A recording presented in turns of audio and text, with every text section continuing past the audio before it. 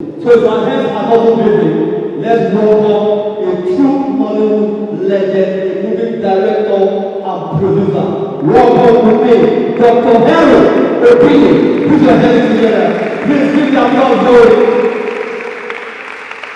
Give the applause going.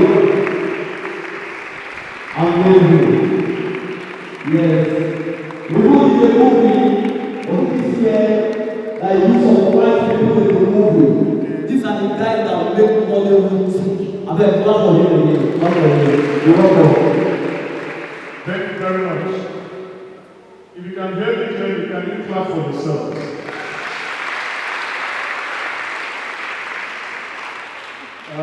All protocols duly observed. I see very significant and awesome people in the house. And I'm forced, within this confine of my time, to first tell a short story. And I pray that that story touches someone and makes you see the essence of hard work. In 2005, that was about 19 years ago. Or was it 20 years ago? 2005 till now. Is how many years ago? 19. On Silverbird Television, I watched a film, a program they called Champions. Our mommies and daddies will remember that program on STV every Friday. They call it Champions. They show the life of achievers, act the story of their lives, and then bring them on TV and interview them. How many people ever saw that? It was in 2005. Champions. Is anybody here who ever watched any of the episodes on STV? Good. Now, this Friday, they acted the story of a little boy. And this little boy, they started the story with him growing up in the east, in a place called Enugu. He was not opportune to go to school, not because they didn't want to send him to school, but because maybe he was stubborn or he didn't value education when he was in Enugu. But along the line, they wrote him and they told him that your brother and your sister, your younger brother and your elder sisters are coming to visit you in Enugu. By this time, this boy was the leader of masquerades. So they glorified him. He was like the one-eyed man in the midst of the blind people. So at the end of the day, they told him, your sister is coming, your brother is coming. He was excited. He called all his friends and said, my brother is coming, my sisters are coming. It's like for the children here, do you know how it feels? If you are the only one in Nigeria and all your brothers and sisters are living in the US, and then they tell you that they are coming to visit you, do you know the excitement? It's really exciting. So he was excited.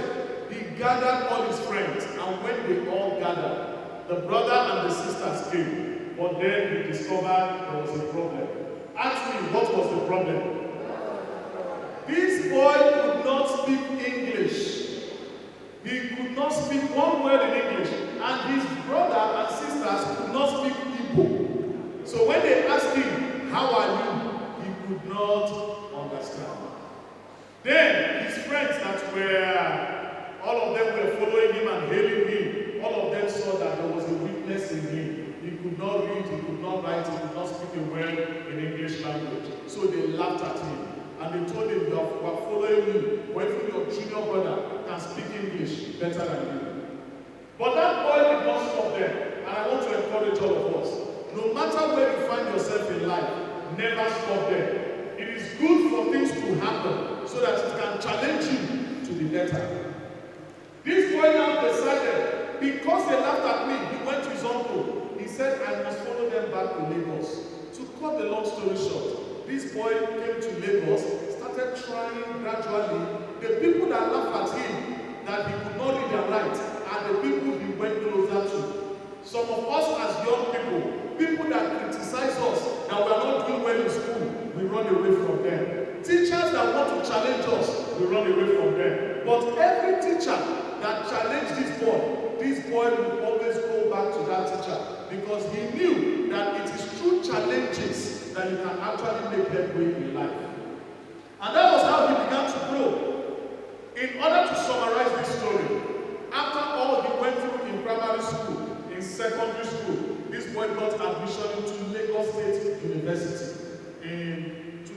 1999 or thereabout. When he got there, they gave him economics education. He said, no, I don't want to study economics education. Can I change it? Since economics and English, they are under the same foundation department. So he switched from economics and studied English education. Why? He said the English people used to laughing at me. One day I will teach Oyibo how to speak English. At the end of the day, this boy graduated from the university and decided to write a book. He called that book Oral English Made Simple. 2025. Around that same 2005, what then happened? They invited this boy to Ghana. What did they invite him for? Your book has been nominated for FIBU Awards, the English textbook. And it was like, we traveled to Ghana, and on getting there, they called that, okay, they said they selected about 23 books. They removed on the first day 13 books.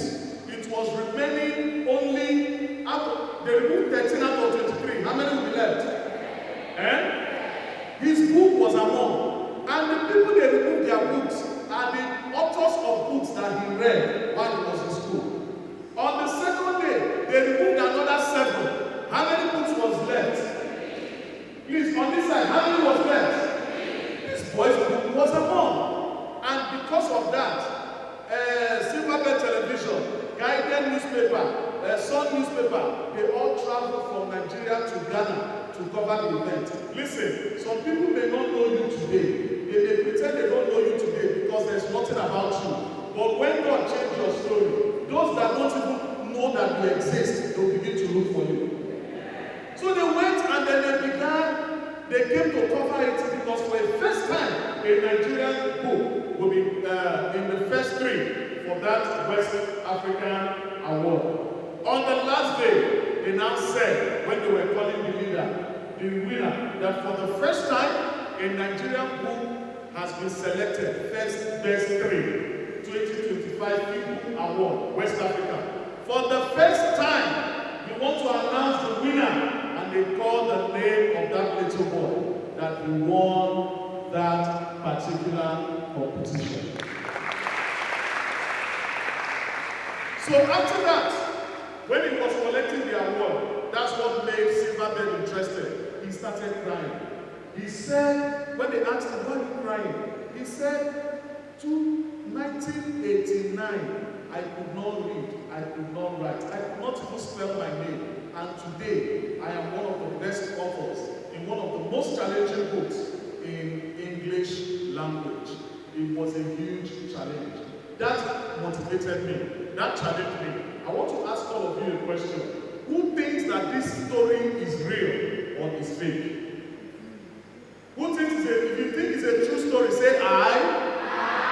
If you think it's a fake story, say nay. The eyes have it. Ladies and gentlemen, I can tell you that that story is 100% correct because that little boy I just told you about is this boy talking to you.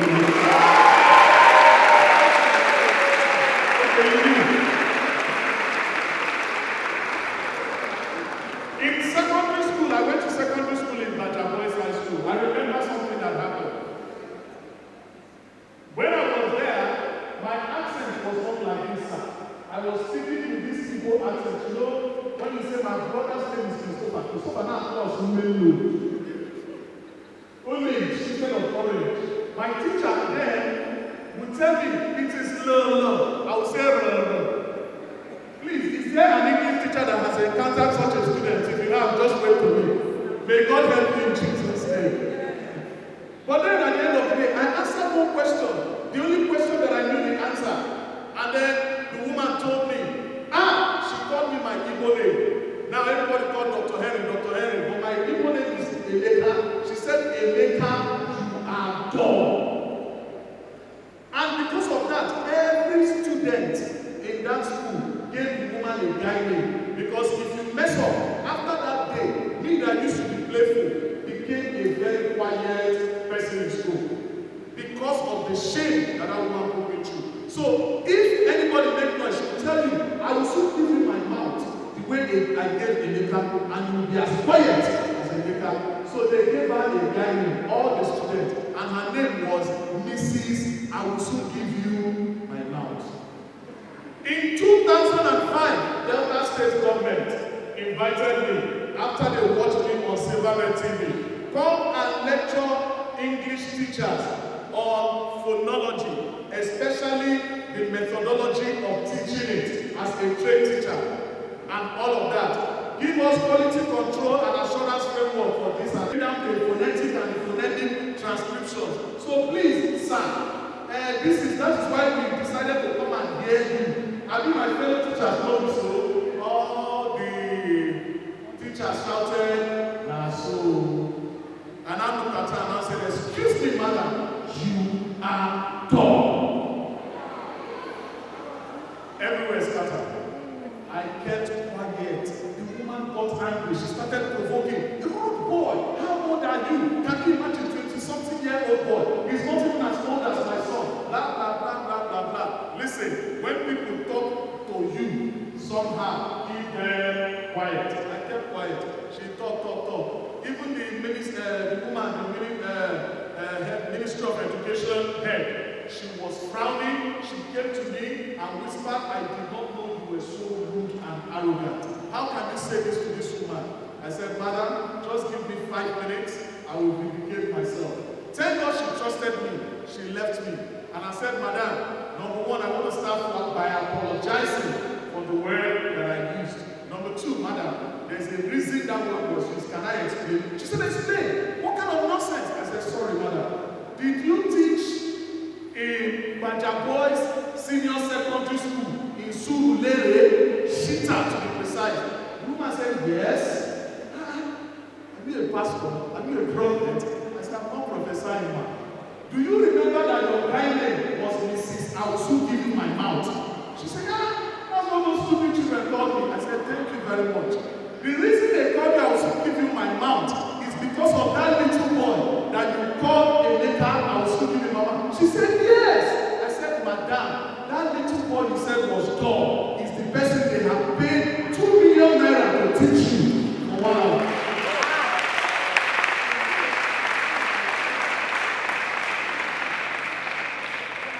Final story before I drop the microphone. 2011, I was invited by the Nelson Mandela Foundation to teach the leaders in South Africa on moral regeneration movement. On getting there, the first day I arrived in South Africa, what did I see?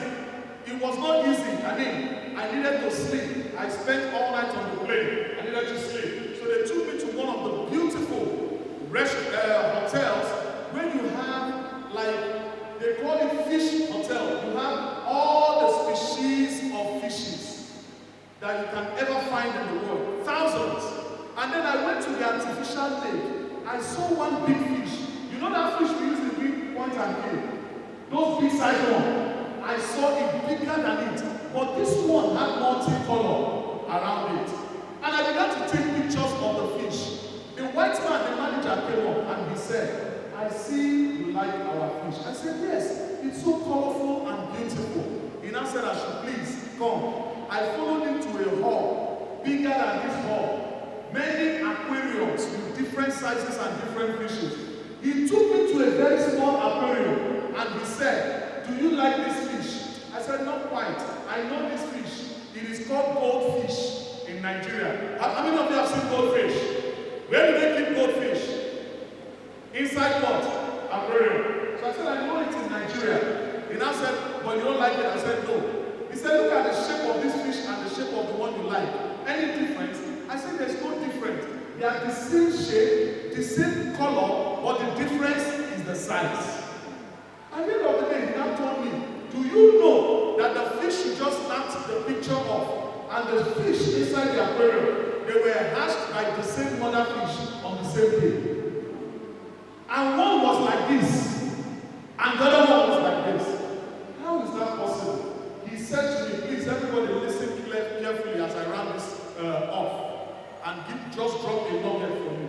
He said to me, "This species of fish grow, I think he called 0.00007% of his environment. When the fish is hatched, it will swim round. If there are boundaries stopping it, it will stunt its growth. It will make it not grow. But if it is in flowing water, it will just keep growing.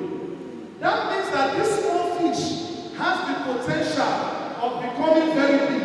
The problem is the environment. So as I round up these stories that I've come to tell you, I want to pray that whatever environment, because immediately he said it, my mind went back to Nigeria. A lot of us have many potential. A lot of us have many talents. A lot of us carry a lot inside of us. But our environment has kept us in circle. That is the reason a lot of young youths in Nigeria have started doing drugs. A lot of people have started doing a lot of immoral attitude. Go on TikTok today. You will see that the level of moral decadence is on the roof. You would weep. I look at my daughter. This morning I looked at her while she was getting ready for school. Tears almost came down my eyes because of what I saw on TikTok last night. What our children are doing. Go to secondary schools now. You will see that most of the children, even at the level of secondary school, are now involved in smoking, drinking, drugs. Sex has now become a normal thing. That a girl of 13 years that is still a virgin, people will begin to laugh at her that at your age you are still a virgin. How old is she? 13 years. That's why we need to preach this gospel of moral decadence, to correct the misplaced orientation in the minds of the youth. The moral decadence has gone so far that it has eaten deeply into corruption, that a young boy of 16 years is building a house for the parents and nobody is asking where did he get the money. My latest cinema movie that I brought people from US, from London to come and shoot White, that film was shot in Benin. And when I was in Benin, I saw things. Parents used to take their children to go and register them to learn Yahoo and Yahoo Plus. You've got the potential. Environment limited you. Instead of going through or to another thing, why don't you break that environment? That's why I pray. When my mind traveled, the white man called me. He said, what is wrong with you? I said, man, that I'm here, but my mind is in my country, Nigeria. Because a lot of Nigerians are like this beautiful fish with a lot of potential, but inside a cage box aquarium. So I pray for all of us that whatever aquarium has been caging our destiny, caging our potential, may that aquarium be broken in the name of Jesus. Inshallah. Thank you very much for listening to me. God bless you. Henry, Obidi, Nollywood.